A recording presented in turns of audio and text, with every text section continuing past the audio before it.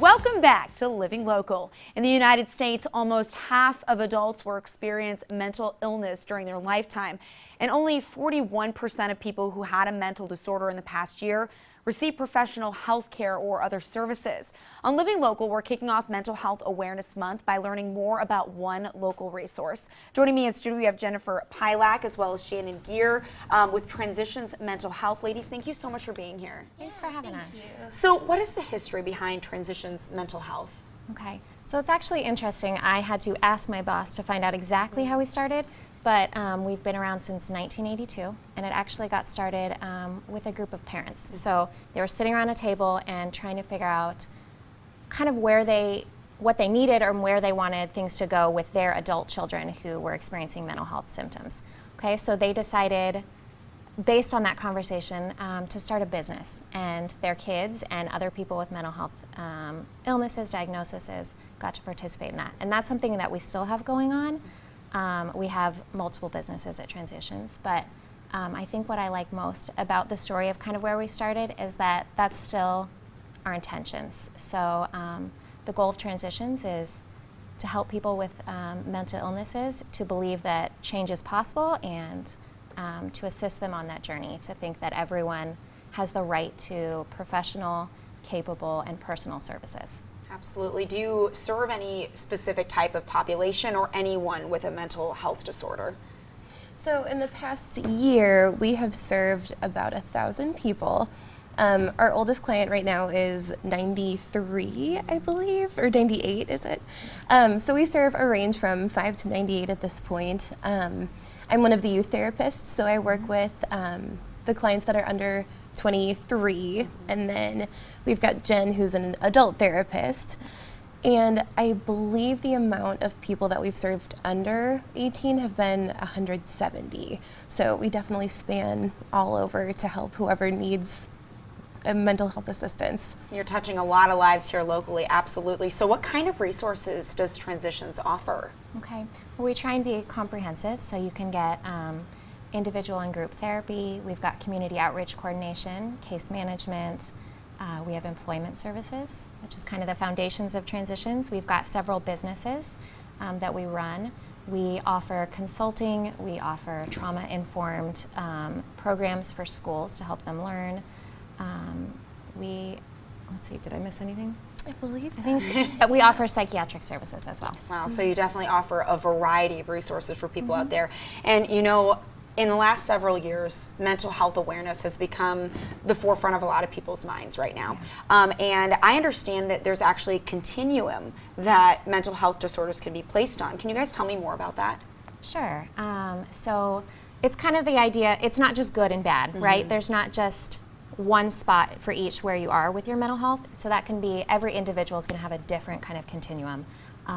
Where my mental health in a variety of ways is going to be based on a whole line. So there's things that impact all of our mental health. They're common things that, like sleep, exercise, eating well, right?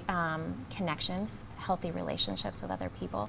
Those are going to impact all of us, and they're going to help us get hopefully a healthier mental health, good mental health, but then there's things that can also impact us negatively.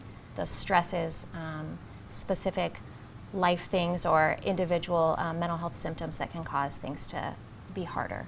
Right, and speaking of those stressful life events, one of the impactors of our mental health, how is that connected to our wellness and our mental functioning? Yeah, so there are so many things that can affect how we function on a daily basis. Like, we go through life having so much on our plate already, and then once you add mental health symptoms or difficulties getting through your daily activities, it can be so challenging. And so it's so important to kind of be aware of how you're doing, and to just be so like careful with yourself and noticing when you need a little bit more assistance, or if you need some more self-care. We're big on self-care. So just kind of being aware of how things are affecting you and what's too much. And Shannon, when you're working with youth, what are the top stressful life events that you're seeing impact kids nowadays? For sure. So the youth stressors are so much different from adult stressors because they are just in the midst of this formative period in their life, and they're going through friend group shifting and figuring out romantic relationships and figuring out, like, am I attractive enough? Like, do people like me? Testing at school, figuring out college, figuring out the future. It's so much, and it's such a unique period of life that sometimes they think that, like, they just have to go through it alone and get through it. But we're kind of starting to raise awareness within, like, the local schools that, like, we are here for you, and, like, this is hard. So we want to help them through this. And I think it can be hard a lot of times for parents who grew up in a different generation than the kids nowadays. I mean, obviously social media, kids are growing up with that, and that is playing a huge impact, you know. Absolutely. Seeing everyone else's lives, the comparison trap, that sort of thing. And so Yes. sometimes it can be hard for parents to help their kiddos through that because they didn't go through it themselves. And so that's why it's great that you guys are here to offer that professional resource. And Jennifer, adults, they are, you know, with the times changing, what are the stressful life events that you're seeing commonly among adults nowadays? Sure, and there's a lot of them. I mean, moving, so positive things can still be really stressful. Moving and getting married are both in the top stressors. Divorce, separation, the death of a loved one, the death of a spouse or a child, losing your job, those can all be very stressful. And they kind of, like Shannon was saying, they tip you over, so they make it so that it's just too much. Absolutely. Now speaking of when it is too much, going to get professional help, how do you guys help people build and exercise mental health? Okay, so exercise, right? It's like a muscle. So you want to utilize your coping skills and do things for your positive mental health, and the more you do it, the stronger you become with it, the better you become. The less you do it, the weaker it is. It might not be as effective, or you know, you might not know which tools to use, and there's so many mental health coping skills. I think a lot of us have some of them naturally. We've got different kinds of self-care that we use, so it's encouraging a lot of that. You can use your senses. You can think about what do you like to see, music you like to listen to, food that you really enjoy, mindfulness, meditation. There's all different kinds of avenues. There's, of course, therapy, a safe space to talk to someone and to have someone get to go with you through a difficult part of your life.